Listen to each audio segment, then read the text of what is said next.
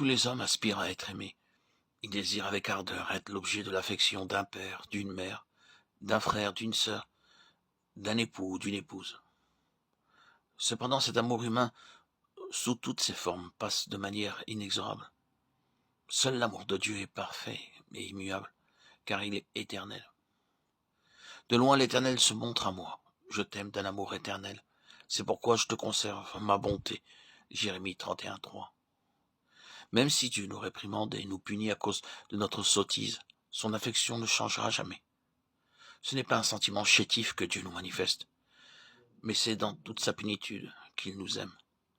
C'est pourquoi il nous donne tout ce qu'il possède.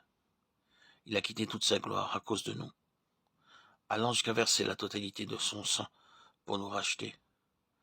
Seul un tel amour est parfait, et seule une telle affection est capable de bannir nos craintes. Parfois, nous traversons des épreuves et des souffrances particulières que pas une mère, aussi sincère et affectueuse soit-elle, n'est en mesure de partager avec nous. Cependant, l'amour de Christ n'est soumis à aucune limitation. Lui seul est capable de partager tous nos fardeaux, nos difficultés, nos chagrins et nos souffrances.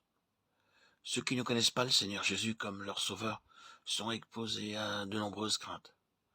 Malgré tout leur savoir, leur richesse et leur puissance, les visages des grands hommes sont souvent marqués par les stigmates de la peur.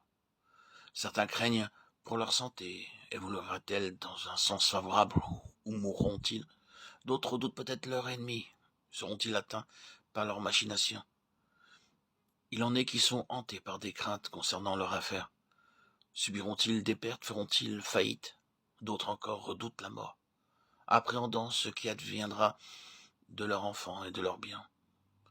Ainsi donc, tout au long de leur existence, les hommes sont victimes de la peur sous une forme ou une autre. Le Seigneur Jésus a déclaré que des signes nombreux et effrayants surviendront au cours des derniers jours. Des étoiles tomberont du ciel, il y aura des tremblements de terre, des pestes et des guerres. Alors les hommes rendront l'âme de terreur. Luc 21:26. À cette époque, le peuple de Dieu lui-même devra passer par l'épreuve. Notre Sauveur prophétisa, vous serez livrés, même par vos parents, par vos frères, par vos proches et par vos amis, ils feront mourir plusieurs d'entre vous. Luc 21:16. Toutefois, le Seigneur les préservera de toute peur.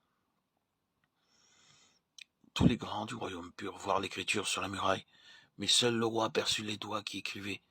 C'était Belshazzar qui avait ordonné que l'on amenât des vases d'or et d'argent, et c'est lui qui poussa les convives à y boire du vin. Il était donc coupable au premier chef, et c'est par lui que le jugement commençait. De la même manière, avant que Dieu ne juge le pécheur, il fera comparaître en premier lieu le diable, qui est le responsable de la chute du péché et de la souillure de l'homme. C'est le diable que le Seigneur a d'abord jugé sur la croix. Lors du jugement dernier, c'est encore lui qui sera précipité le premier dans les temps de feu. Belshazzar devait être jugé, car il était responsable. Daniel chapitre 5.